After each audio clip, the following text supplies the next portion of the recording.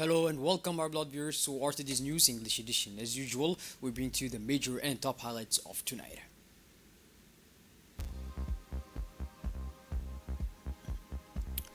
The arrival of the President of the Federal Republic of Somalia in Djibouti.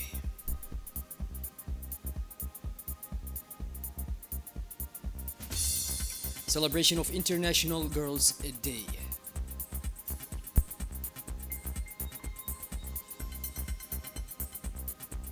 And on the international scene, continued bombardment against Hezbollah and Hamas resistance in the Middle East.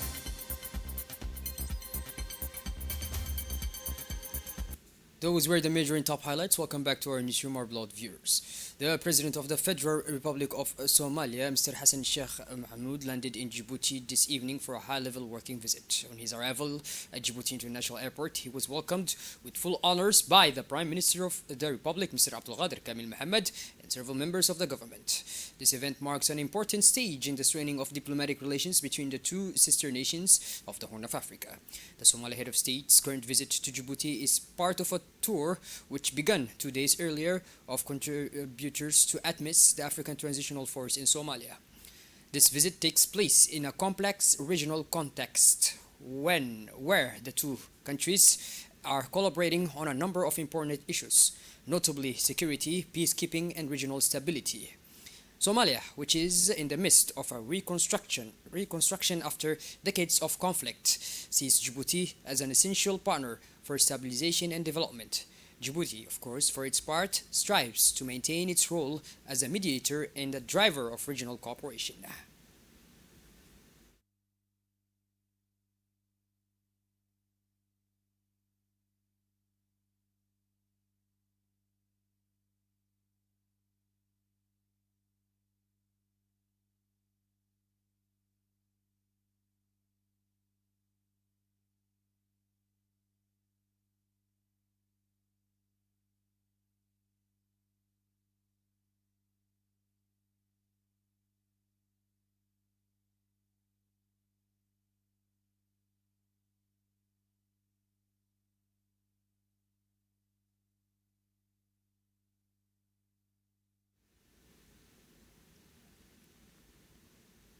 Mr. Mohammed Abdul Qadir Musa Hilim, Minister of the Environment and Sustainable Development, took part in the 35th session of the Council of Arab Ministers in charge of Environmental Affairs held on October 17, 2024 in Jeddah, Saudi Arabia.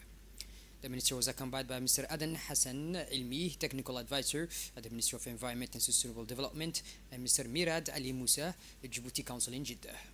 The aim of the meeting was to address a number of environmental challenges, including nature-based solutions, discussions taken at previous sessions, international environmental agreements, and Arab cooperation in the fields of desertification, biodiversity, and climate issues.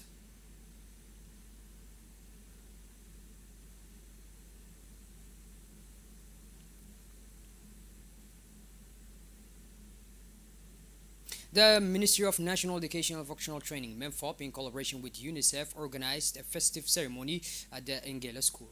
This day aims to recognize the rights of girls and highlight the particular obstacles they face around the world.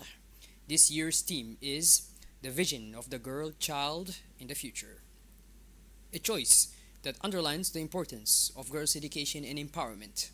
Among the personalities present were Mr. Abdi Dirir, Director of Education, Mrs. Marian Mahmoud Isa, Head of Gender at MENFOP, and Mrs. Sayaka Usui, Head of Education at UNICEF.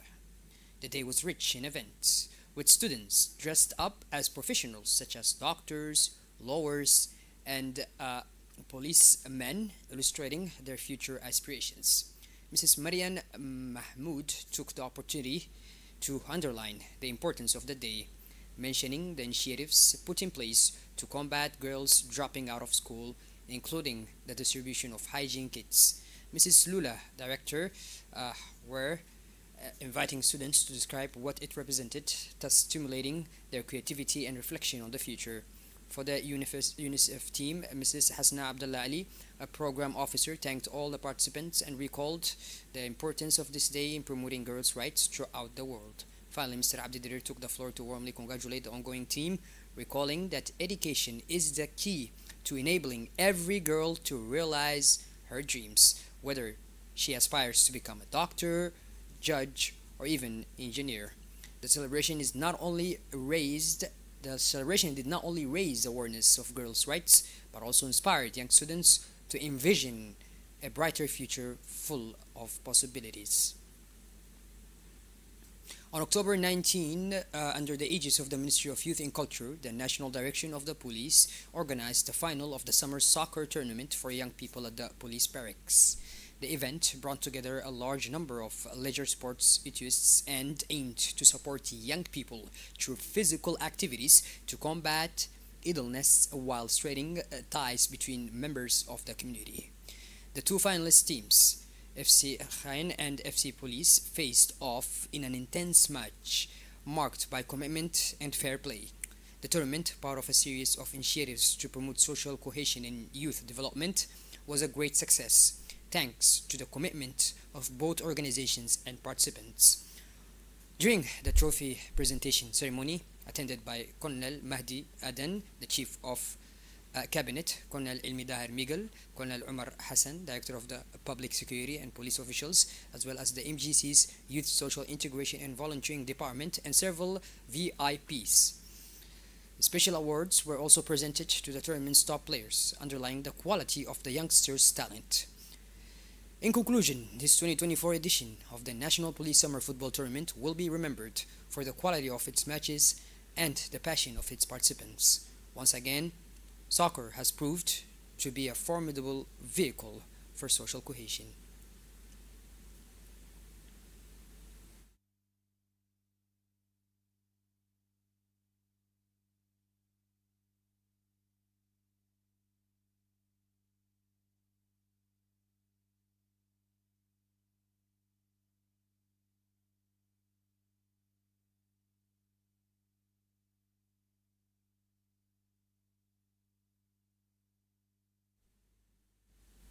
Yesterday, under the aegis of the State Secretariat for Sports, the Djibouti Handball Federation organized Djibouti's Women's Cup 2024-2025 final of the State of High School Gym.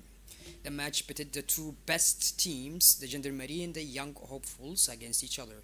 The defending champions won in a landslide. The evening then saw the men's handball teams go head to head with a match anticipated between the Coast Guard and the Dita Transit team. In a fiery atmosphere, Coast Guard snatched victory with a close victory score to 34 to 32. This event took place in the presence of numerous personalities, including the Coast Guard Colonel Mr.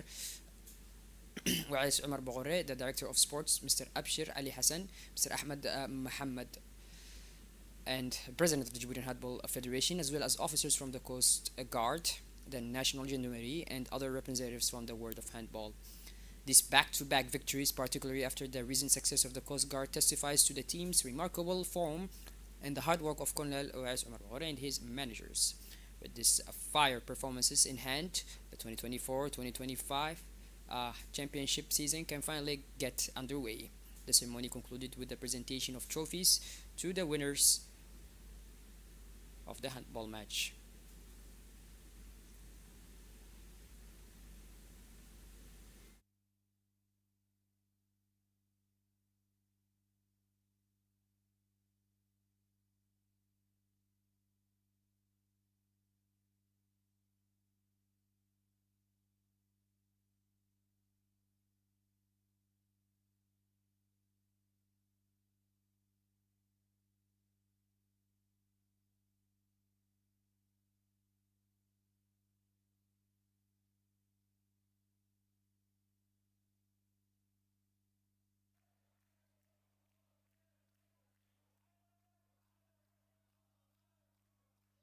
The Djibouti Roads Agency today launched a vast traffic survey campaign in several areas across the capital's three communes as part of the process of drawing up a master plan for the city's urban road infrastructure. The aim of this campaign was to gather precise data on travel habits, traffic flows, and road infrastructure use in order to put in place appropriate solutions to improve urban mobility. The surveys will be carried out by RITC and Associates in partnership with the Consortium of consultancies composing of Idol Consult International, Studi International, and TRT Transporti El Territo. The survey work will comprise several components, including household travel survey, road courts, and origin of survey, public transport, taxi survey, parking survey, and transport operator. Finally, the Djibouti Roads Agency is calling for the full cooperation of citizens and road users to facilitate the work of this ongoing operation. The third monitoring and evaluation mission for subsidized projects was successfully held in the Obok region at the Obok Regional Council, making an important milestone in the implementation of the civil society project for local governments and development in Djibouti, implemented by the International Association of Francophone Mayors and financed by the European Union. The aim of the mission was to assess the progress of local projects and build the capacities of beneficiary associations, in particular with the Obok associations, which received essential equipment to pursue its actions in the field.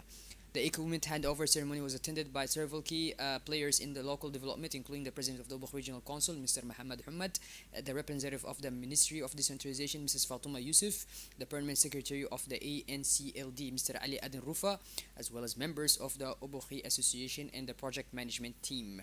As part of the mission, the Obokhi Association, which works for the community development and sustainable resource management in Obok, received equipment essential to the pursuit of its activities.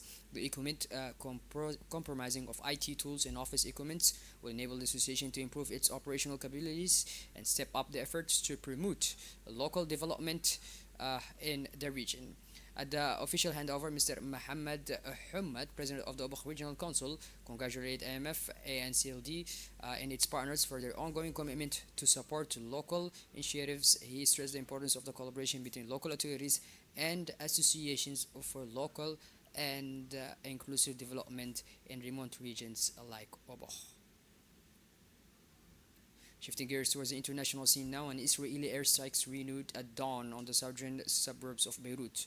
Violent clashes erupted in the border town of Ayat al-Shab in southern Lebanon. Several warplanes also attacked dozens of towns in the south. The official Lebanese news agency reported on Sunday the Israeli military announced that it had bombed a Hezbollah intelligence headquarters and an underground weapon production workshop in Beirut, according to the Israeli Defense Forces IDF. Well, by this, our blood viewers, we finally conclude this edition. Thank you for being with us, and make sure to tune in later for more as usual. Have a wonderful evening. Take care.